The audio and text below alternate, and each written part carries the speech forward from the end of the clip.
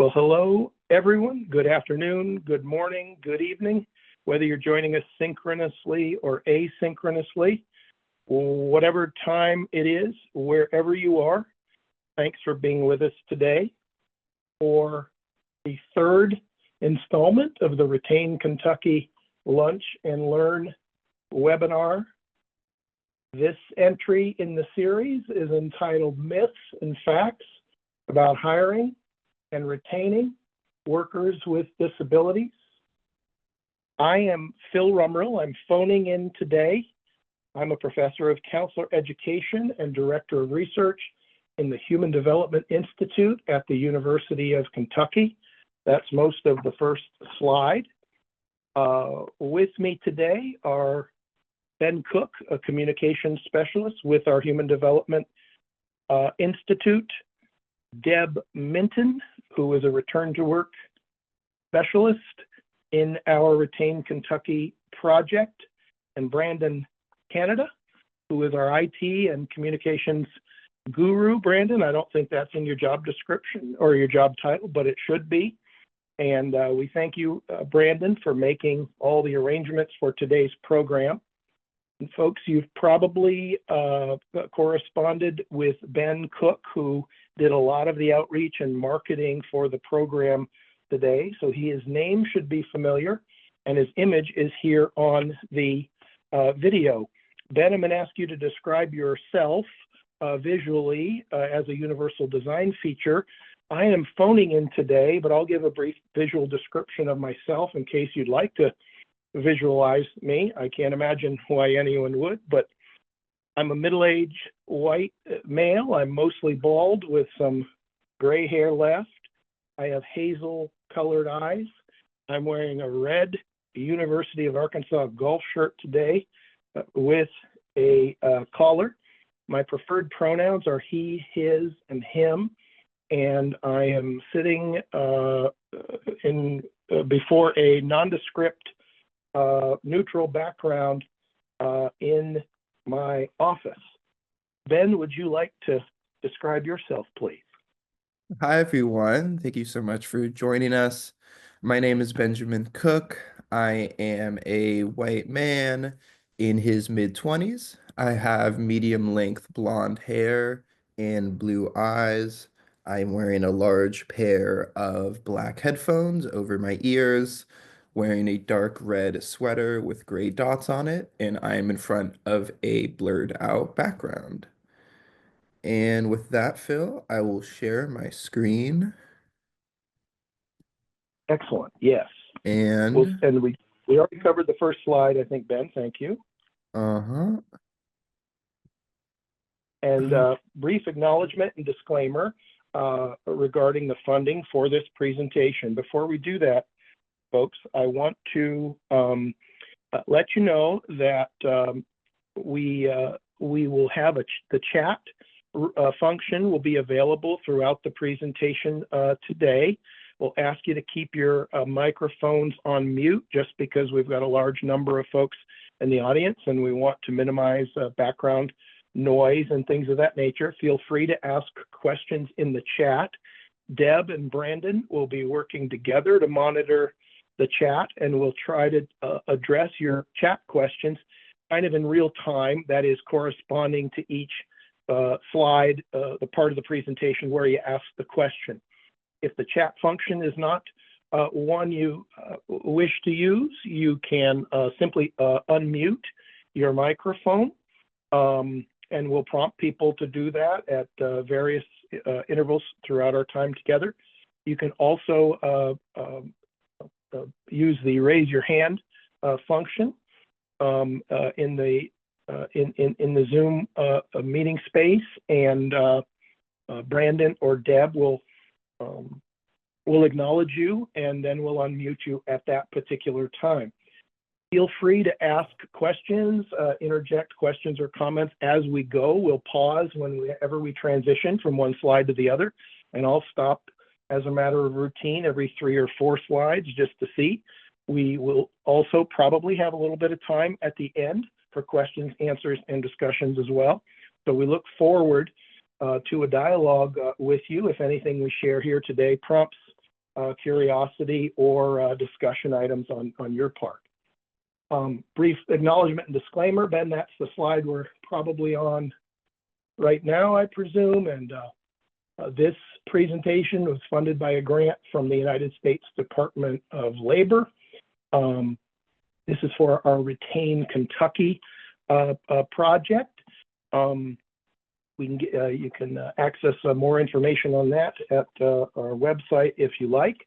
The federal government wants us to emphasize, though, that the content of this presentation includes and contains the views of the presenter, that's me, and these are my views and not necessarily those of the federal government. You should not assume endorsement by the Department of Labor or the federal government of any of the material here today. Okay, Ben, we'll go to the next slide, please. And briefly, by way of introduction, a few bullets here. We know that there's been significant progress in employers' willingness to hire, to accommodate, and retain workers with disabilities. We still have a long way to go in that regard, but a lot of promising things are happening in our work on the road to total workplace inclusion. And yet myths and misconceptions persist in employers' attitudes toward hiring and accommodating workers with disabilities. We conducted a study last year of Fortune 500 employers. These are the very largest employers in America, and these revealed numerous stereotypical beliefs that are still held by these employers regarding workers with disabilities. And we wanted to see if those beliefs hold up to empirical evidence or whether they truly are myths and misconceptions. And so we're going to talk about that today. So we're going to review some of these myths that employers themselves have expressed to us and provide facts that in some cases set the record straight. That's our ambitious agenda for today. Ben will go on to the next slide, and we're going to have one slide each for each of several myths. We'll talk about the myth, we'll talk about the evidence that would speak to that myth, and then we'll go on and get as far as we can. So the first one, and these are in no particular order of importance, but here is a myth. We suggest this is a myth, and that is that most people with disabilities prefer not to work, okay? So let's look at some facts, folks. We know that 40.4% of working age adults with disabilities in the United States are currently employed for pay. That's not enough when you consider that 77.3% of non-disabled people of working age are engaged in the labor force, but 2 out of every 5 people with disabilities of working age are engaged in the labor force, so they are manifestly preferring to be employed. As we think about the majority of people with disabilities who are not currently employed, we know that 75% of these individuals say they would like to be working, and 80% of these people believe that they have the ability to work. So 40.4% are working now, and the decided majority of those people who are not say that they would like to be working. So we would suggest it is a misconception and a misstatement to say that most people with disabilities don't want to work.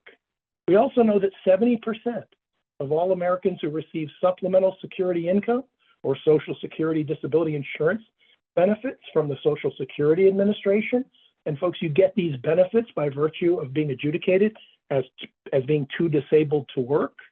But 70% of SSI and SSDI beneficiaries say that they would prefer to be working rather than receiving disability benefits.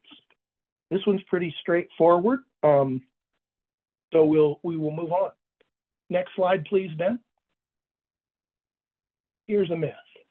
People with disabilities have a limited range of career interests. Okay, so one thing that we find over and over in a wide range of studies is we find that people with disabilities have a vast range of interests and career aspirations. Their disability shouldn't, and it sometimes does, but should not limit their career options. But we see that people with disabilities have the same range of career interests as people without disabilities, and this is borne out in study after study.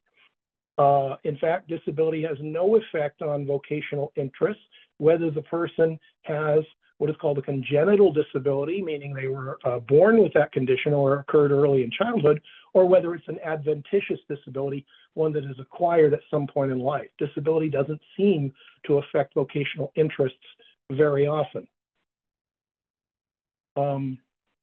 We look specifically at the construct of vocational interest. This is the kind of work that you want to do.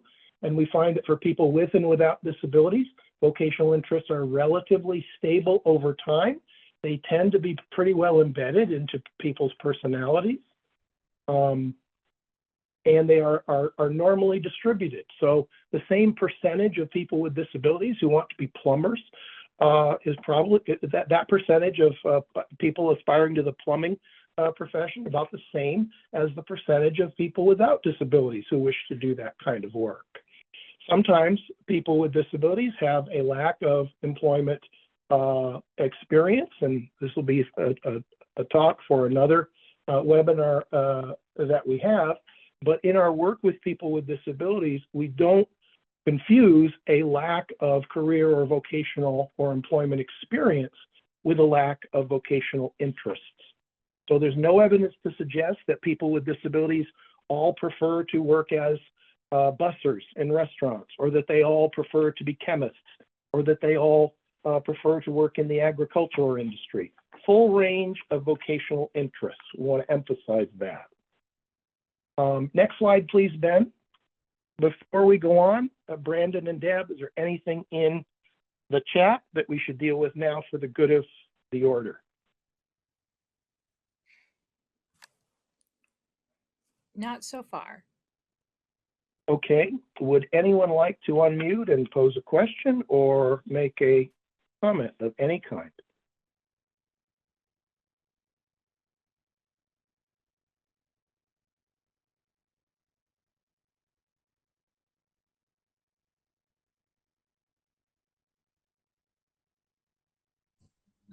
Hearing nothing at this time, let's go on to the next slide, Ben, if you don't mind. Another myth: people with disabilities are not prepared for the world of work. We know that public schools begin preparing students with disabilities for their careers beginning as early as age 14, sometimes even younger than that. So the full spectrum of career preparation and the career development span applies to people with disabilities. We see tremendous innovations in career and technical education programs, for example, in public schools, in terms of their inclusive approach to preparing students with disabilities for high demand occupations after high school or after college. Many of you know about the state federal vocational rehabilitation program, which expends over $4 billion a year annually, providing job training and employment assistance of various kinds, free of charge, to literally millions of people with disabilities over the past several decades. We know that the number of students with disabilities attending our colleges and universities has increased by more than 800% since 1980. So students with disabilities are coming to college, also in inclusive higher education programs, which many of you are familiar with, in record numbers, and receiving a preparation for high skill and professional level jobs in their chosen field. We know that people who acquire disabilities either at work or as a result of military service or at any time during mid-career often have extensive work experience and employment histories. So these would all suggest that the disability community is quite well prepared to join the American workforce at a rate much higher than 40.4%. Anything in the chat so far? Yes, there is a question about your numbers. Do they include invisible disabilities, i.e. autism? Yes, these numbers are people with disabilities in general, and we'd be happy to share with you specific numbers that we have on a variety of specific disability populations, including those who have autism. So we're speaking here in general about the disability community, and we understand that these comments may or may not apply to any particular group of people. But if you'd like to email me after we're done here today, I'd be glad to get you specific information. We've done a lot of work in the area of autism and other neurodevelopmental disabilities, and would love to dialogue with you about what's happening there as well. Many of these same trends are certainly present for folks with autism, particularly in the proliferation of higher education as a career preparatory option for folks, for autistic people. It's a very encouraging trend in our work. Great question, thank you. Okay. We'll go on to the next slide, please. We see this as a myth also. People with disabilities mostly work in entry-level and minimum wage jobs. Let's take a look at this. We know that workers with and without disabilities often start their careers in those kinds of jobs. That's just the nature of how work is done. We do see that workers with disabilities are frequently underemployed, but it doesn't have to be that way. And it's inaccurate to say that they mostly work in entry-level and minimum wage jobs. See that workers with disabilities have actually very similar rates of promotion and salary increases as their non-disabled colleagues. We see this in study after study. So once given an opportunity, they seem to progress through the rungs of the career ladder just as any other worker would. We know that workers with disabilities contribute to the economy at all levels of employment, professional, technical, managerial kinds of jobs. And if you look and analyze the job classifications that people with disabilities are in, those who are in the workforce, you see that it really distributes across occupational type and also the level of employment. We'll go to the next slide, please. Okay. Here's a myth. Workers with disabilities require too many accommodations. We've got some facts here that would suggest that that statement is a myth. And these are results of several cross-disability studies, meaning studies with people with a variety of disabling conditions. Would you be surprised to know that only about 1/3 of all workers with disabilities in America report using any kind of accommodation whatsoever? Okay? So, needing too many accommodations, only about 1/3 of all workers with disabilities use accommodations at all. Of those who do use accommodations, the average number of accommodations, the rolling average on several studies, is under 2, about 1.8 if you take the rolling average of these studies. So not an extensive range of accommodations, usually 1 or 2 particular kinds of accommodations to address specific functions and requirements of the job. Also important to note, and this is a universal design a statement as well as just a matter of how people live life and how work gets done, many workers with disabilities will self-accommodate whatever limitations they may have related to their disabilities in ways that their employers and coworkers never even notice. This could be through apps that they have on their iPads or their tablet computers, or cell phones. This could be in the way that they organize their work, remember things, tools that they use, transportation that they, services and supports they use to get to work, ways of using the tools and technology on the job that they have figured out on their own. So many of the accommodations that people use are not evident to the employer. They're not obtrusive in any way. Therefore, they're not as stigmatizing because it doesn't single the person out for their individual needs, whatever those might be. So people with disabilities fairly infrequently require accommodations. When they do, it's not too many, and they often find informal ways to accommodate themselves. We will go to the next slide, but anything so far? Questions, comments? We'd love to hear from you. Hi, I have something to say. My name is Bonnie Hongo. I'm with A1 Job Development Services. And I used to, I still do, but I used to work in California with Junior Blind of America. And I worked exclusively with visually impaired individuals. And to tell you the truth, I've been in this for a long, long time. So I kind of like learned that whether they're partially have a visual impairment or total, they can really surprise you as to what they have the ability to do. So working with people with disabilities always seemed to surprise me to some degree, which has taught me a couple of lessons. Because I remember I was talking to a counselor who was blind, and I was talking to him, and I said to him, this is being stupid and inexperienced at that time. As I said, you don't sound blind. And he just laughed, you know. So I've learned over my experiences that never, ever, ever think somebody who has a disability cannot do the job. Because I learned it by my own experiences. So yeah, but I just kind of want to interject that because it kind of. That's a really important point, Bonnie, and I'm struck by that, and we're going to remember that. Let's not underestimate, right, the abilities or capabilities of people with disabilities.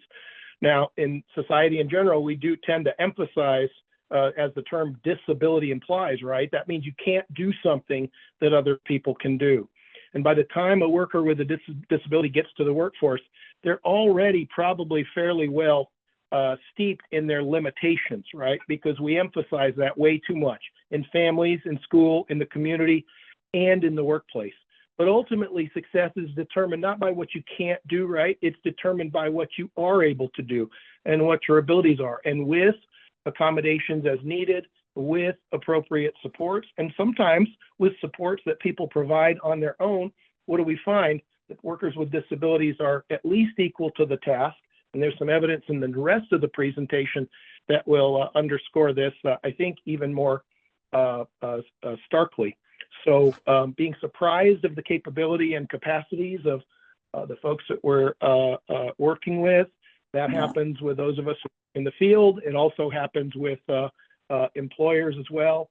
And just think where we're headed with this in terms, right, Bonnie, of technology that's going to be available and continues to change. Bonnie, I happen to be blind myself, and I use all kinds of technology to do my work and in my daily life, and how that has changed in the last 35 years since I entered the disability community is just, it's just mind-boggling, you know, and we don't know what's happening, what's going to happen next, you know, and I stay tuned because it's going to just continue, and people restoring a function and continuing to succeed in all kinds of ways with advances that we can't even contemplate right now. What a business, right? Yep, definitely. Thank you very much. You're welcome. Appreciate the point. Yes. Anything else? Anybody, please.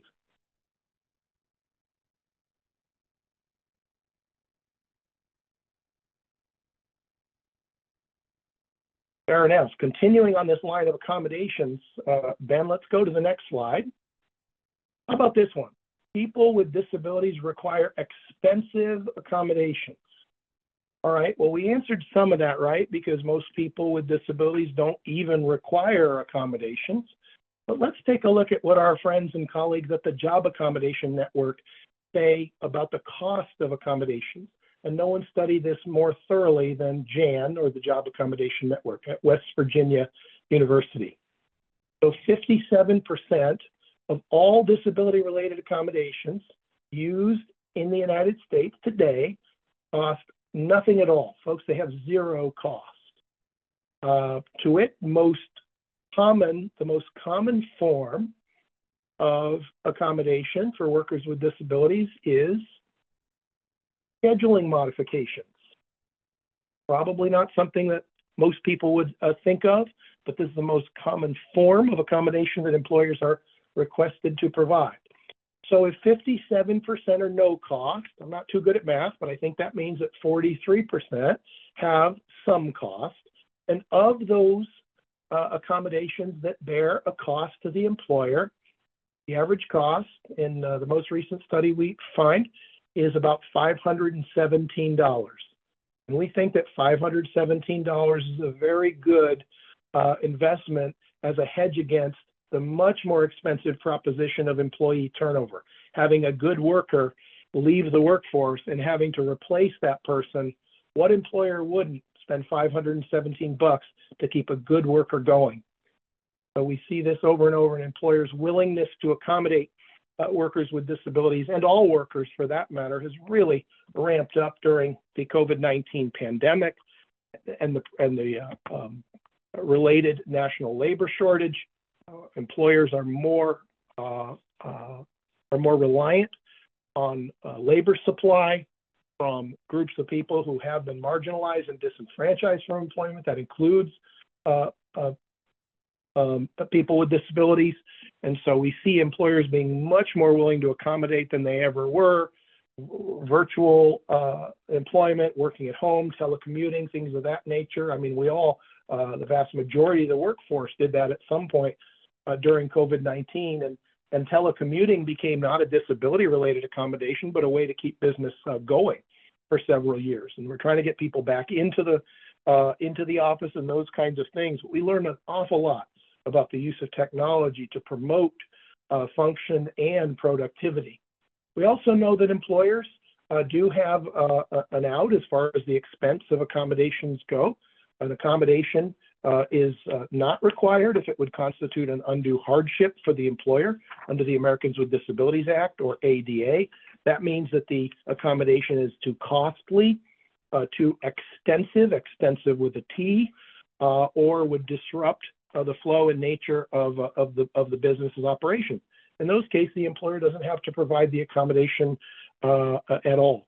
So accommodations are used less frequently than I think people realize, and not very costly in the whole scheme of things, and a very high return on investment when a cost is associated with the accommodation. Questions, comments, anything in the chat at this point? I have something to say. What else is new? When I started working with my clients, I had a lot of employers, you know, those that were total. I had employers that were very resistant to getting JAWS put onto their computers. You know, I mean, there are the counselors were willing to script the for JAWS and stuff like that, but employers would say, "Oh no, what happens if the information gets out? Oh no, what there's like." Did you ever experience that? It's very frustrating. We certainly do. Yeah, we certainly do. And employers do maintain concerns about accommodations around technology and whether it allows people to use the network, particularly with regard to open sharing of information and shared databases and network systems, that kind of stuff. Yeah, those are things we still do, have to work out. We are frankly seeing those concerns far less often right now. We have 4.1% unemployment in our economy right now. That's considered a full employment economy. We know that when a job comes open, there are 2 jobs for every available worker in the workforce right now. So employers in most states, and certainly if you look at it at the macro level across the country, need workers more than they ever did. And that has advanced the inclusion imperative more than any other factor. We'd like to think that employers want to hire good workers with disabilities because it's the right thing to do. I think there's a lot of that, but it's also good business. And in fact, it's a business necessity. It's not an option. You have to include people who have been excluded from the labor force. So employers are leaning more toward finding a way than they ever have before. We see this in our research and we see it in our direct service projects as well. Really, really appreciate the point. Anyone else have a comment or thought about any of that?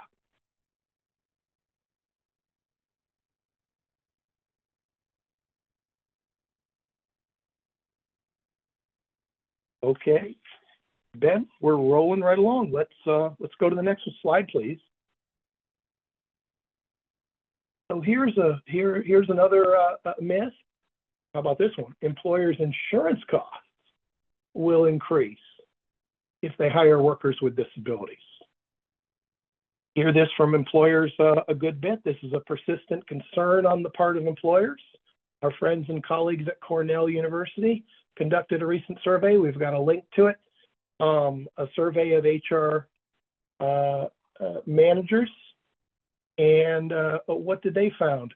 Found that a variety across employer categories, sizes of employers, we found that the businesses' health insurance costs, life insurance costs, and disability insurance costs rarely rise or change at all because of hiring employees with disabilities. It has very little to do with their insurance costs, whether the people they hire have either pre-existing disabilities or whether they acquire disabilities along the way. Still in all, we know that your health insurance premiums for this year are based on last year's healthcare payouts for your workforce, right? We know that this year's workers' compensation insurance premiums are based on last year's payouts for the costs of work-related injuries.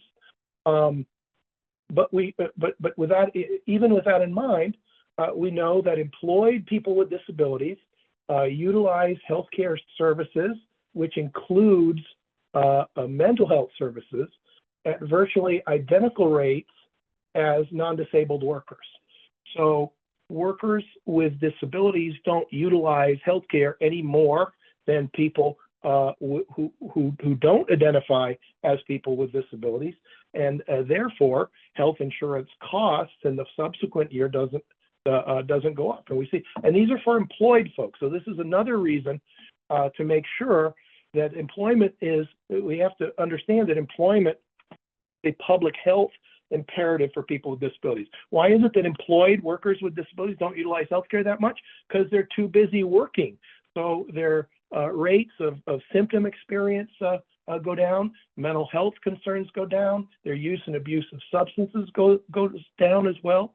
So if we can keep people who work are healthier, they're happier, they have greater access to social capital, which is very important, greater levels of life satisfaction than those who don't.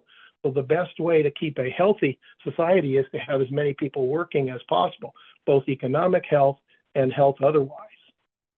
And there's a link to this particular study we will commend to your attention as well. Questions or comments, anything in the chat?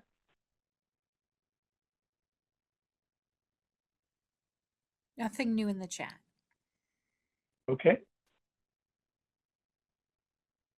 Okay, Ben, you want to go to the next slide, please? People with disabilities call in sick more often than other workers. Just one bullet here, folks. This won't take long. We find that studies reveal over and over again that workers with disabilities, workers with disabilities have similar, or in some cases lower rates of absenteeism and sickness than do non-disabled workers. So about the same in most studies, and even a little bit less in terms of absenteeism. That doesn't mean that certain individuals, whether they have disabilities or not, might take extensive time off. If you have a chronic health condition, et cetera, you may very well need to take time off. But we take extended time off for many, many other reasons, and they're not all disability related. So the reasons that people take time off from work and use sick and personal leave are normally distributed, and they're not concentrated in things related to disability. We take time off for many, many reasons. Employers, once again, with the national labor shortage, have had to be much more accommodating, and they are, of workers in general. And so perhaps that's part of the reason why we see rates of absenteeism very similar across workers with and without disabilities. We'll go to the next slide. Here's a myth. People with disabilities are not as productive as other employees. Okay. Well, we know that job accommodations often allow workers with disabilities to be even more productive than they were before the accommodation, and sometimes even more productive than non-disabled workers who do not use accommodations of one kind or another. By and large, though, we find that workers with disabilities have the same productivity rates in terms of quality and quantity of work as workers without disabilities. We also know that job coaches and other workplace supports, even if those supports are fairly expensive, continue to prove that they enhance workers' productivity. So we have things in place like assistive technology, universal design strategies, job coaching and workplace supports to help to promote and maintain worker productivity. So it's really no wonder that workers with disabilities prove equal to the task. And in fact, that's the name of the DuPont Corporation series of studies about worker productivity called Equal to the Task, and shows again that workers with disabilities over and over have really virtually identical productivity records and workplace safety records as non-disabled workers. So we want to emphasize here and suggest that disability does not equate with lower productivity. Okay? That's usually not what causes productivity problems. It's other factors in people's lives, and those factors seem to be distributed evenly across people with and without disabilities. Questions, comments, anything in the chat so far, please? Nothing in the chat. Okay. Would anyone like to unmute or raise their hand?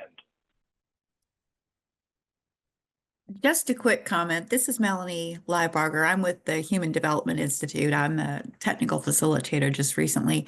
But prior to that, for the last 10 years, I've been a supported employment specialist. So my Melanie, comment comes, I'm sorry?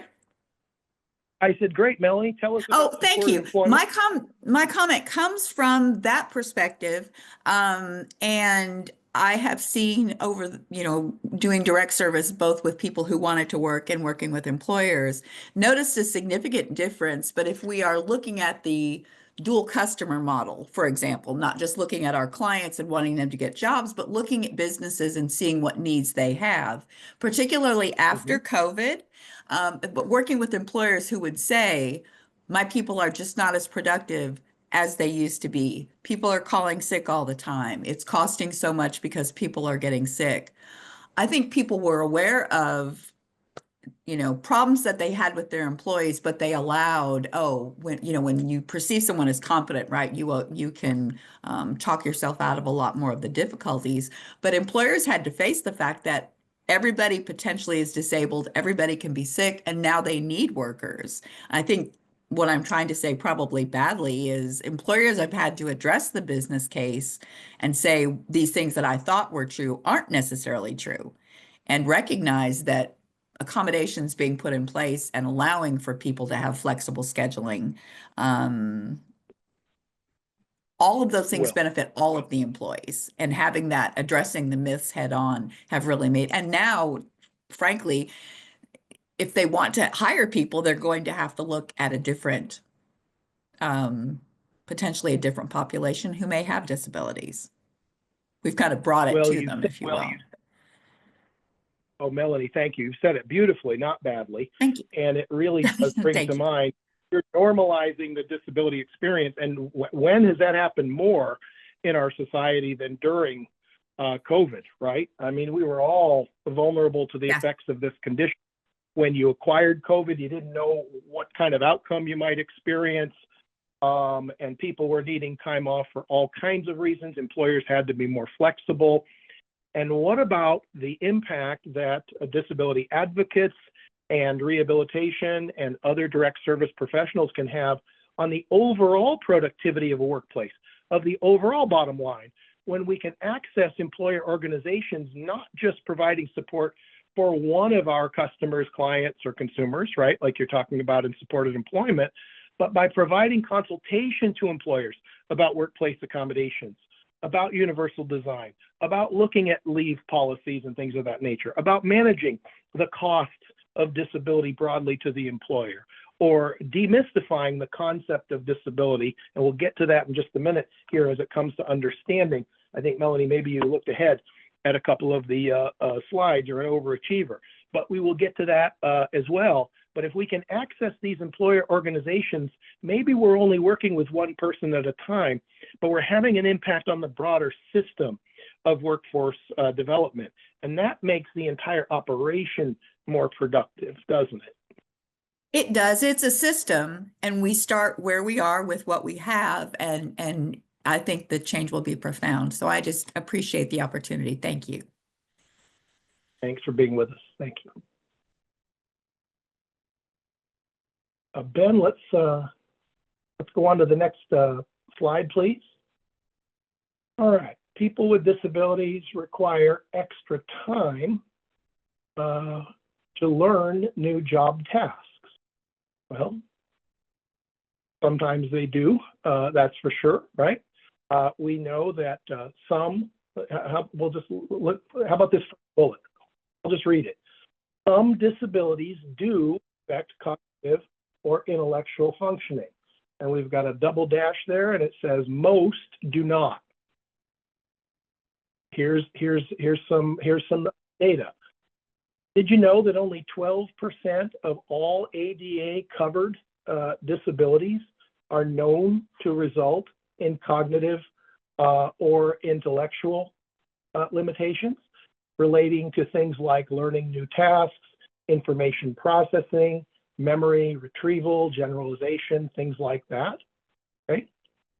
And I think it's safe to say that all employees, whether they have disabilities or not, they learn and retain information in their own way, at their own pace, right? It really is individualized. It's not about a disability label that determines whether someone can learn new tasks. It's about their prior experiences. It's about their abilities, of course.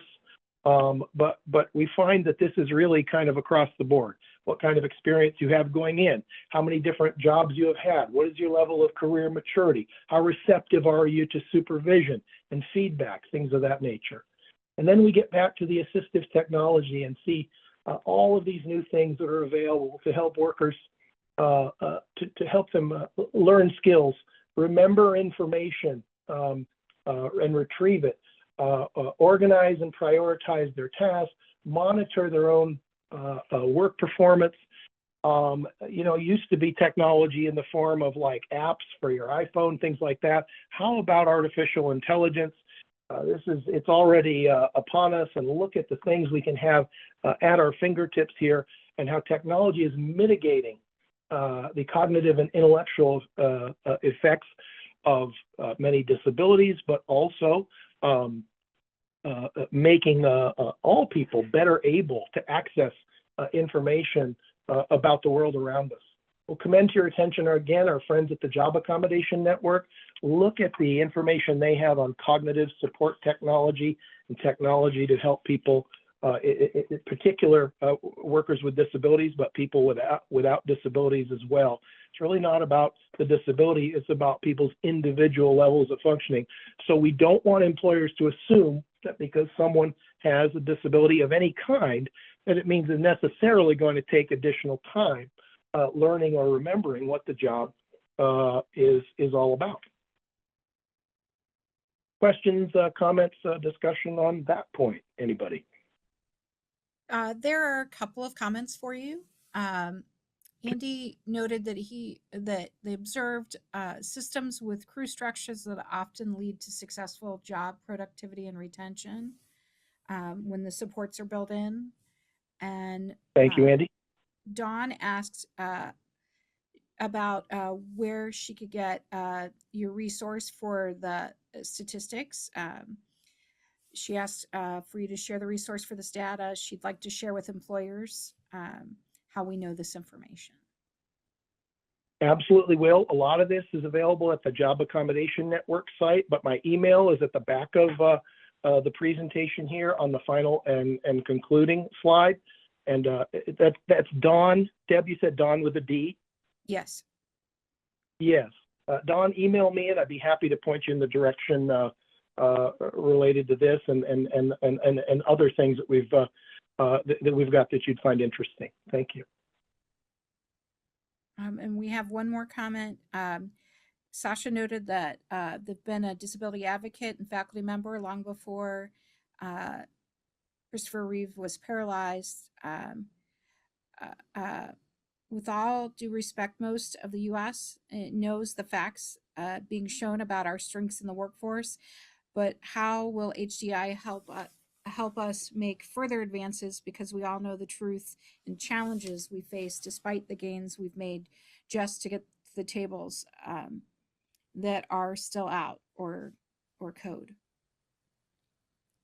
100%. We talk a lot about all the progress that we're making, and yet 40.4% of workers, of people with disabilities of working age are employed for pay right now, as opposed to 77.3% of the non-disabled workforce. We've got a long way to go here, and as we look to these persistent employer attitudes and responses, these myths about workers with disabilities, we need to do a better job of getting the word out and a better job of providing facts that debunk these myths. I sure appreciate that point and that comment. And Dr. Rumrow, this is Brandon. Brandon? We do have a raised hand. Sean, did you have a question for Dr. Rumrow? Hi, Sean. Yes, good afternoon. It was more of a comment than a question. And I just I recognize that a lot of the people contributing are from the employer and employee assistance side. I'm actually a very successful employee in technology who has multiple disabilities. And I wanted to chime in that what I have seen over my almost 30 years of work in technology is that many of the folks in workforce, especially in the technology jobs, are riddled with pride, arrogance, silo knowledge, a lot of other things like that that really get in the way of productivity, and also gets in the way of being open to people who learn differently. What I have found very successful in life in general, but also specifically in the area of the workforce and the various volunteer work that I do outside, communication is incredibly important.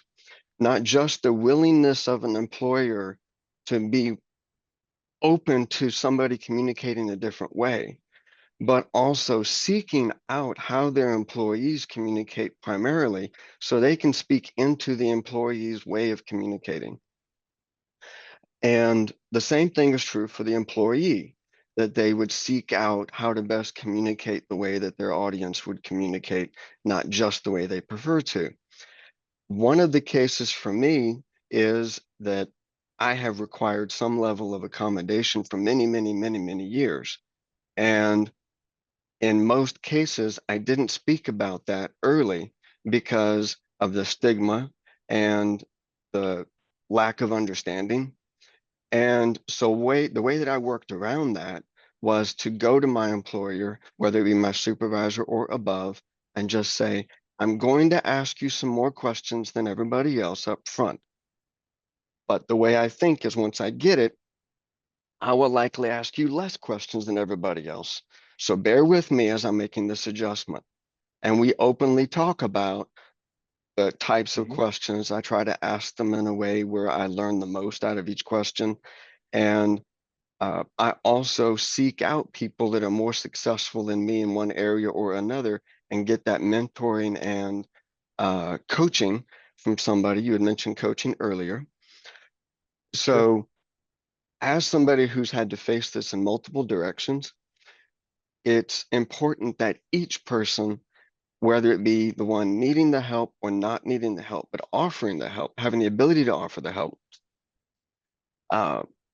don't overlook treating each person as a human being first, and then meeting them as a human being and trying to listen well and see where that takes you, where you can enrich each other's life.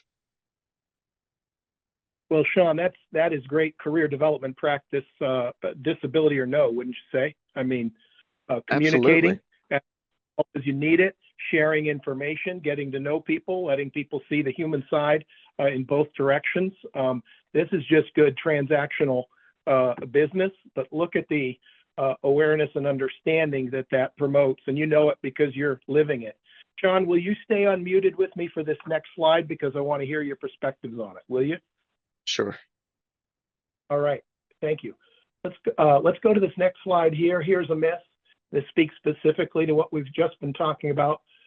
Coworkers do not feel comfortable working with people with disabilities. All right, Sean, bear with me. We know there are about 69 million Americans with disabilities who meet the ADA's definition of that term. And that figure does not include the more than 23 million people who have long COVID syndrome, right? Now, it may include some of those folks, but that number is not included in here because a lot of people with long COVID had pre-existing conditions. So at least 69 million Americans meet the ADA's definition. Everybody knows someone who has a disability, right? It's a naturally occurring and therefore normal part of the human experience. And sometimes, and Sean, I'm sure you've dealt with this in your work and in your life, in disability advocacy circles, the mantra becomes, you know, get over it. This happens. It's a part of life. It's not that magical. It's not that mysterious.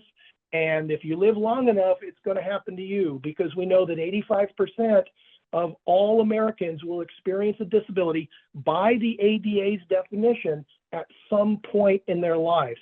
And folks, that number is going to go up over time. Why? Because life expectancies are increasing. We have the 73 million members of the baby boom generation, that is people born between 1946 and 1964, who are living longer and longer. And as each decade of life progresses, the disability rate goes up, because as you live longer, you're going to acquire health consequences that will rise to the level of a disability.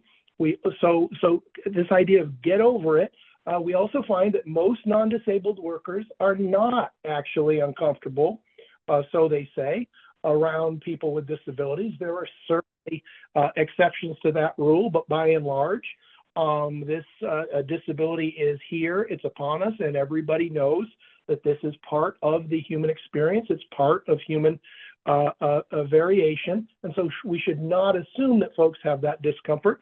And haven't members of the disability community, Sean, haven't they been partly responsible for alleviating some of that discomfort by their willingness to be honest and to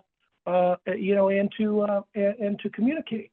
And when we find that a person with without a disability is uncomfortable about the presence of disability, or has stigmatizing or stereotypical views of a person who has disabilities, here we have opportunities for training of various kinds, for awareness of disability etiquette and people's communication preferences and things like that. And here we go, and the realization that an accessible workplace benefits everybody. Because if you have a culture of access, accommodation, welcoming, and acceptance, that applies to everyone. And it sort of demystifies the label of disability, that everybody is going to have their needs met so that they can be as productive as possible. Sean, I'm going to step down off the soapbox a little, and I just appreciate your comment on this. One of the great things about communicating with other people in the way that is most effective for them includes the active listener technique. And that is where you're able to say something and give them a chance to say it back to you, and then move on to the next thing. It is also important when representing and teaching, showing, doing presentation slideshows, what have you, that you recognize that folks learn differently. Some are more visual, auditory, tactile, and still yet some have difficulty between their short-term and long-term memory.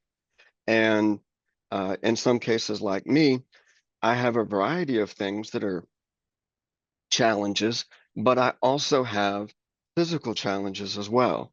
The intellectual side and the physical side. And I'm reasonably open about this in understanding communities like this call. So for me, my hands don't move as fast as my coworkers. So if I'm on a hands-on learning kind of a thing, I will try to do the bare minimum of my part because I'm trying to keep up with everything else that's going on.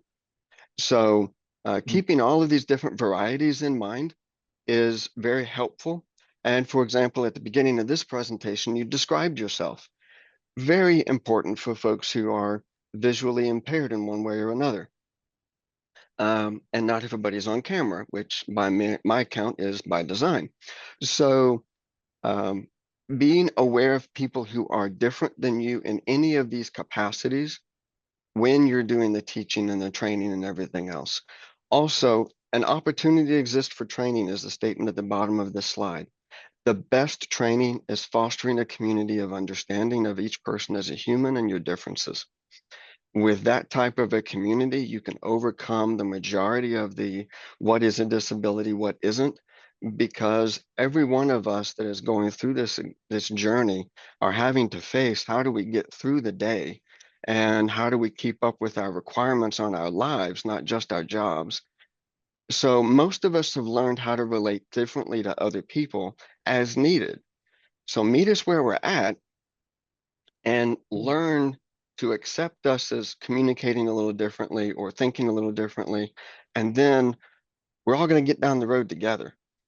And our unity is going to be stronger than any diversity. And I like the phrase unity in diversity, or is that backwards?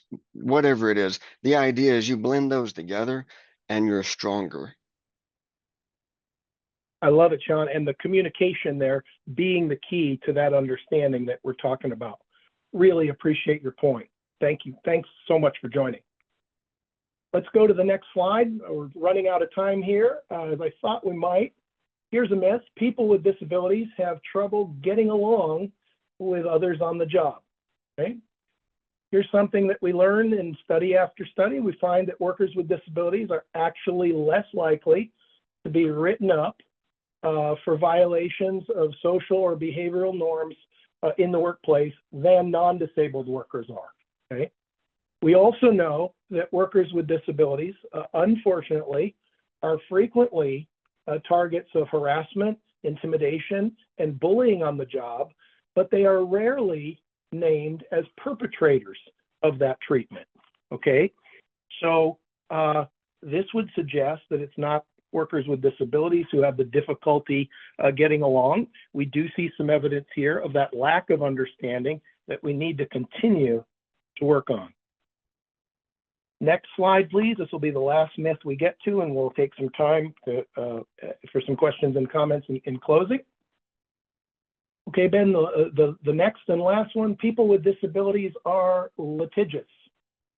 That's a big word, but let's talk about whether people with disabilities are likely to sue the employer or complain about maltreatment in the workforce. How about some of this?